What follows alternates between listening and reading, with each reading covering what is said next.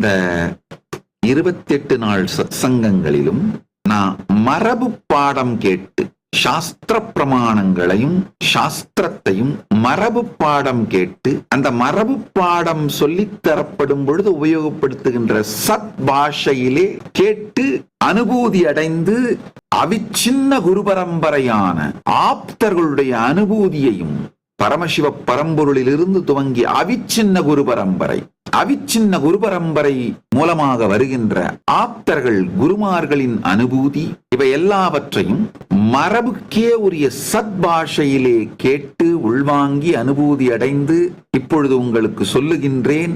அதனால வேற வழியே இல்லாம இந்த மரபு சத்பாஷை தான் என்னுடைய சத் சங்கத்திலே வெளிப்படும். மணிப்பிரவாளம்னு சொல்லுவோம். மணிப்பிரவாளம் போல அதுல மரபு சத்பாஷை, தமிழும் சம்ஸ்கிருதமும் கலந்த அந்த சத்பாஷையில தான் இந்த சத் சங்கம் நிகழும்.